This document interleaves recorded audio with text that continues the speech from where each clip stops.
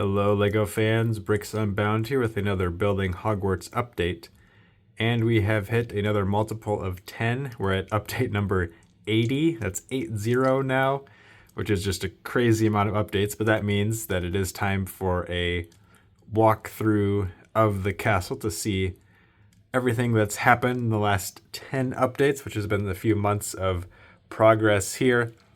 And actually quite a lot has occurred since the last time I did one of these updates. So this will be a good walkthrough to do here. Lots of additional structures and things.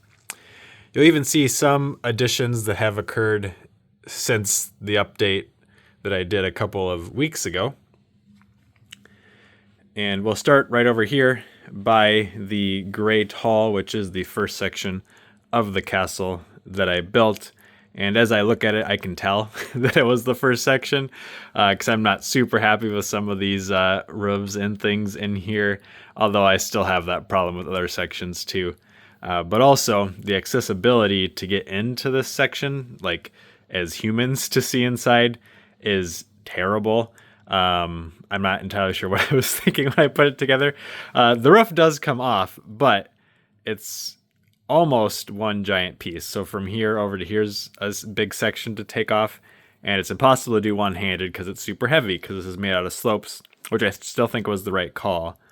But as far as being able to see inside, it's not really possible to do in quite this type of video format, unfortunately. So I think eventually, and I know I probably said this on my update number 71 also, is I'd like to be able to hinge this open somehow. Because the other option, which I could do, would be to make the roof out of plates and tiles instead. So then I could easily just lift it off and look down inside. So those are kind of the options there. But I've moved towards hinging things open for newer sections of the castle. It would be a ton of work, though, to redo that over here to get it to work. So it's not necessarily top priority, but I would like to be able to see in and look at the Great Hall and the kitchens underneath it. Ever since my previous update a couple weeks ago, where I looked down into the kitchens, I was like, oh, that's right. I did like the interior details I had in this section. I just hadn't seen them in a while. Anyway, so we have the Great Hall is this section here. Kitchens are down here. Underneath, right now, there's nothing here other than rocks. Back at this end, this wall, oh, there we go. It does just slide out. We've just got tiles there. And underneath there is where the Slytherin common room will be going. I have the banner set sitting there just to kind of represent that at the moment.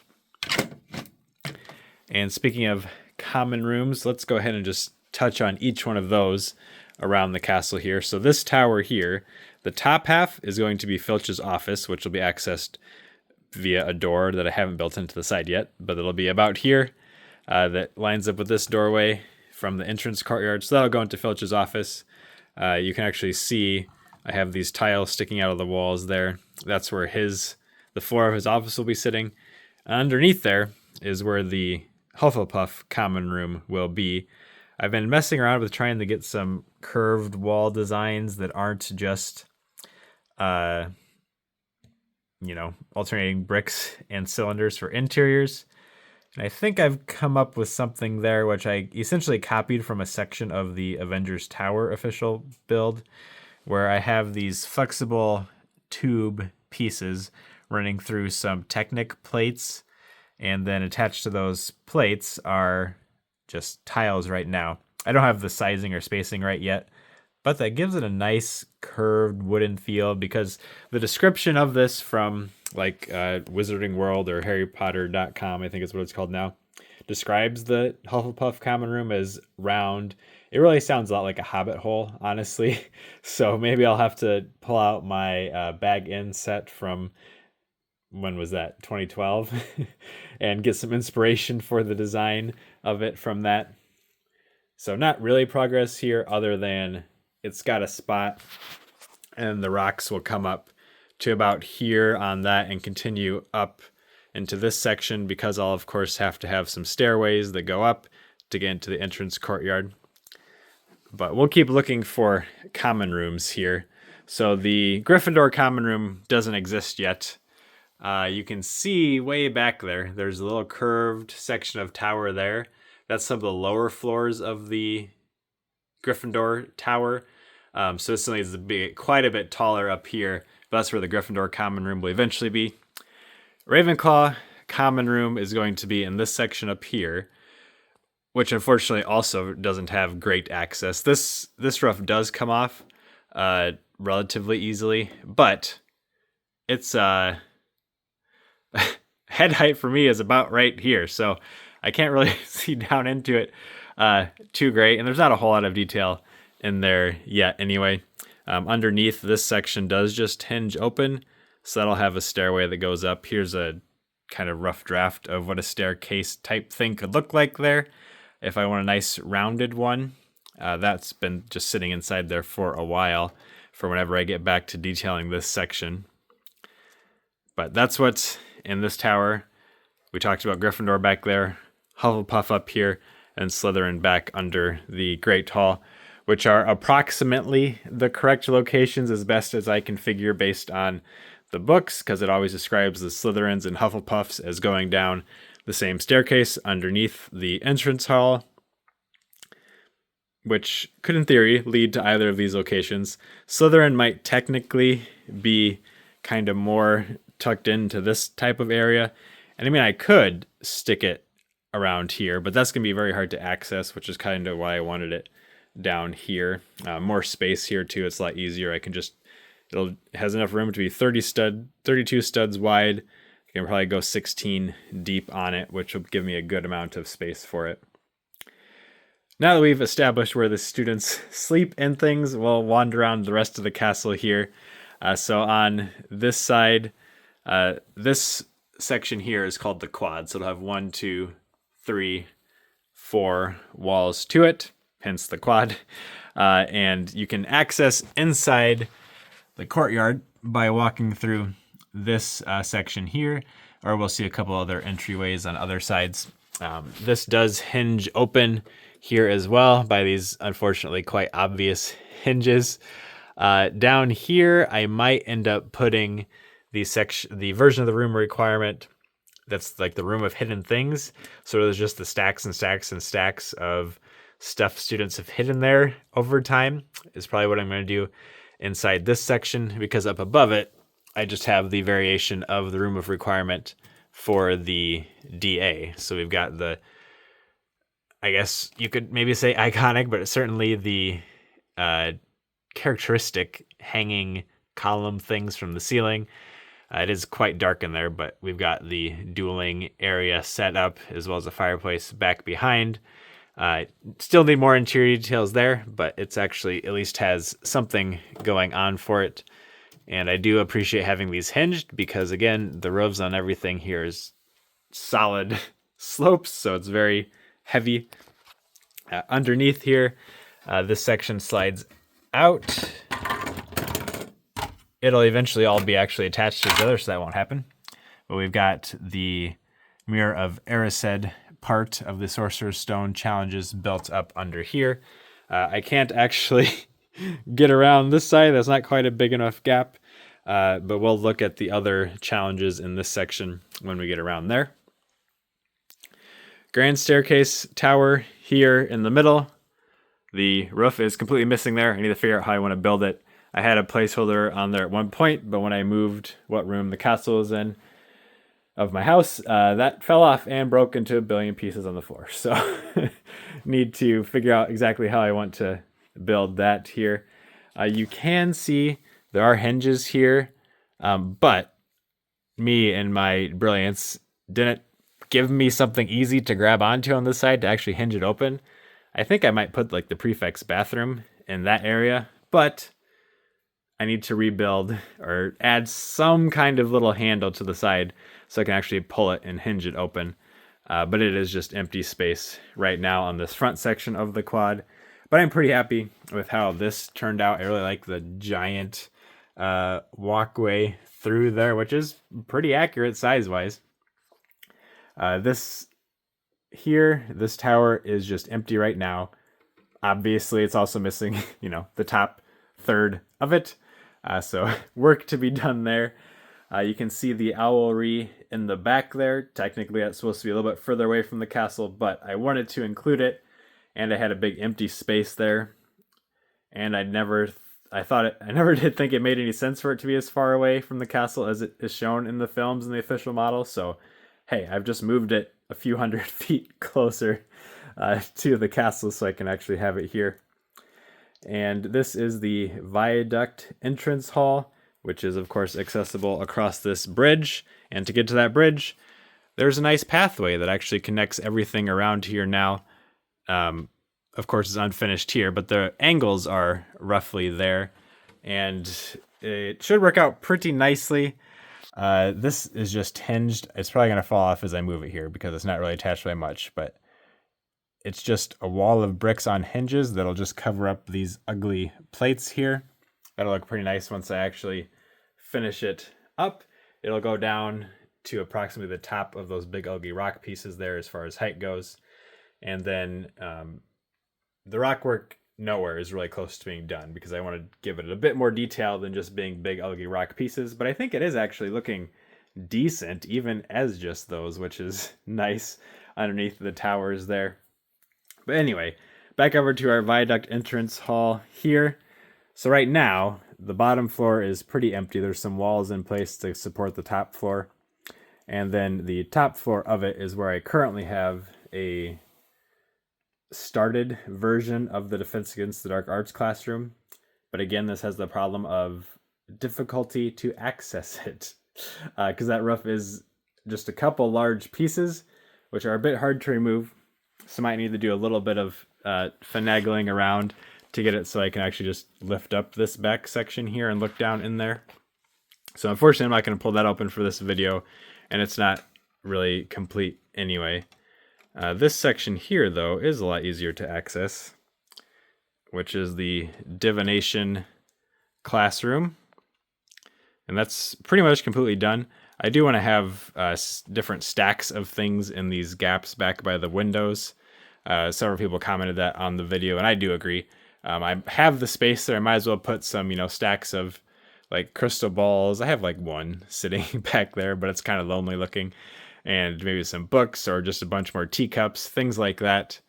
If I can figure out how to get them stably secured there and not falling down through the gaps out onto the rocks below. As we move across here, this is where the library section is in this part. Below that is the charms classroom. I'm not taking everything apart here. I have separate videos on those, and they haven't been updated since those videos. So you can check those out if you want to see a bit more detail. Moving down along here, we come to the long gallery section. Inside here, on one half of it, is the transfiguration classroom. I might do some wall hinging here too, which might be a little bit easier to do. So then you can just open it up and look at that classroom. I'm pretty happy with how that turned out. It's mostly complete, if anything can ever be said to be complete for the build. We've got the bell towers down at this end, which was an earlier part of the castle I built. It's had minor updates since then, but I'm still quite happy with how these turned out. I just like all of the little details and how I did the various gaps and things in there. I think looks pretty good. I do have the Chamber of Secrets in this area. It's uncovered right now. I have not built in the covering to go over top. Once I do, greenhouses, which I just have one sitting here, those will be sitting up on top here.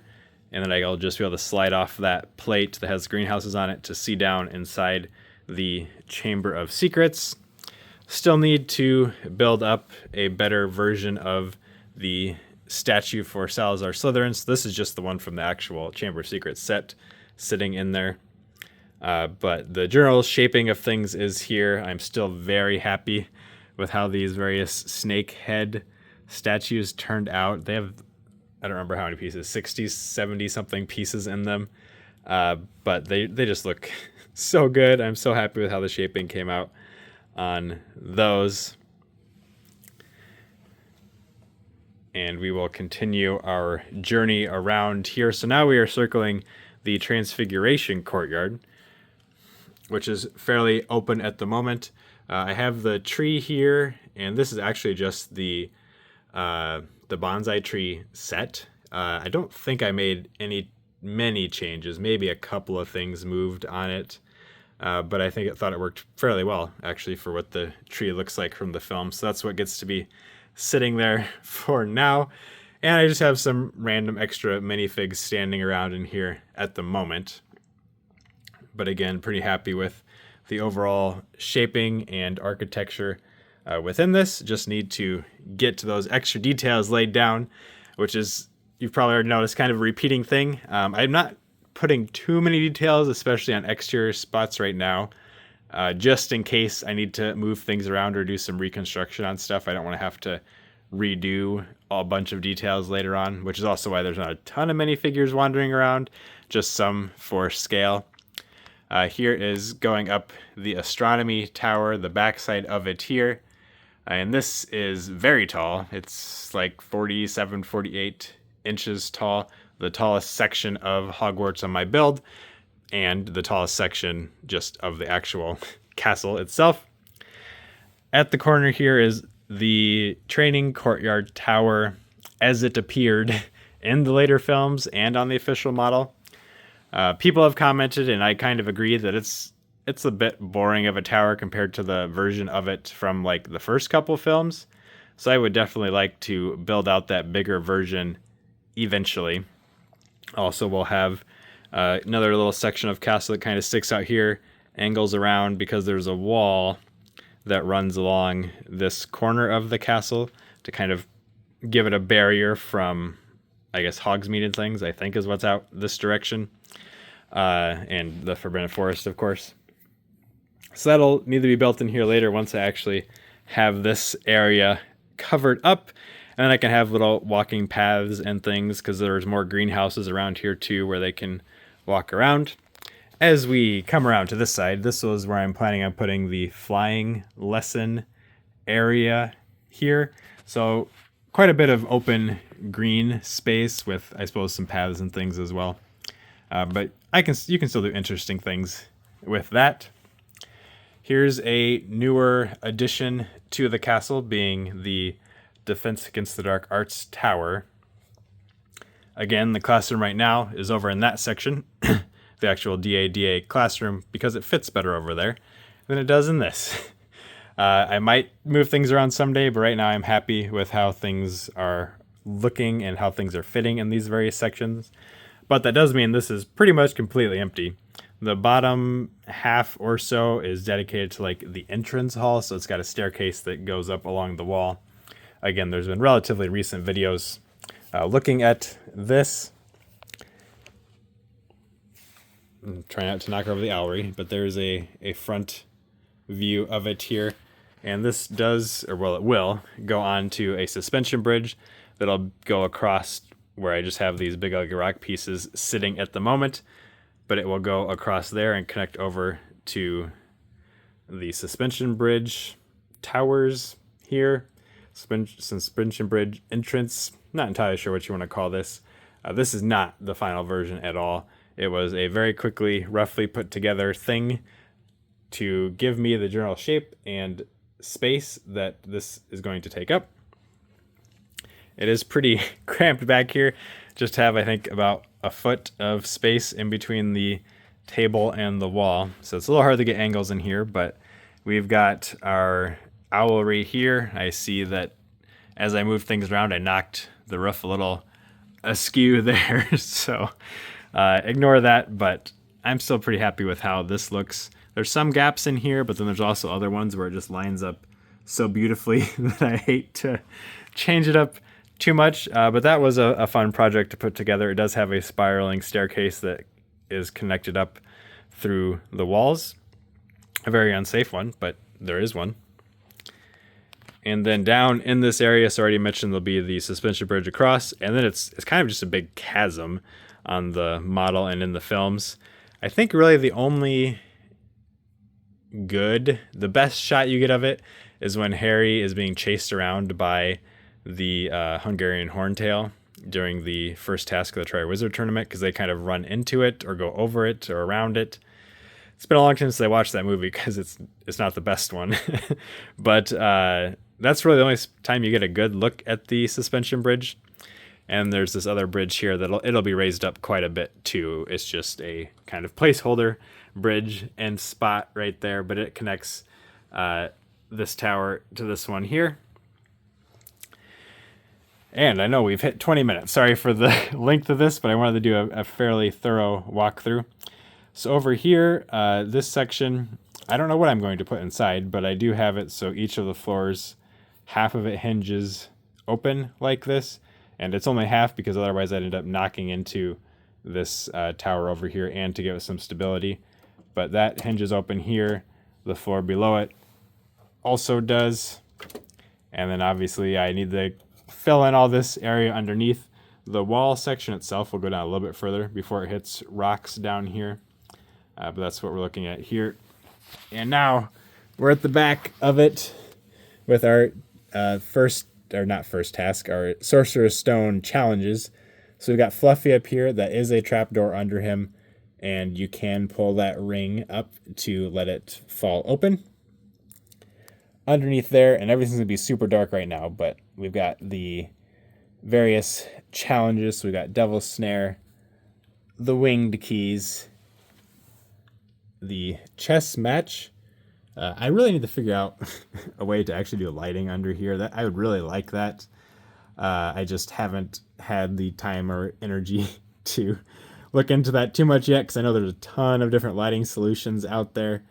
I just need to figure out which ones work the best for actually customizing and using in a mock like this. But anyway, then we've actually got the book-only challenges as well. Sorry again for the weird angles here. I have very limited space, but we've got a troll that's been knocked out back in the corner there.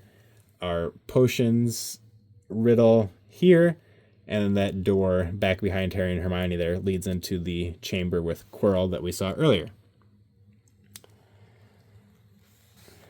And right now, the quad courtyard here is completely empty. My plan is that there'll be a staircase that comes up over here. Then there'll be an outdoor walkway that goes along here and actually gets you over to this door here so you can go inside the castle, and then it'll continue over to approximately this far so you have a little overlook into the courtyard is kind of what I'm thinking.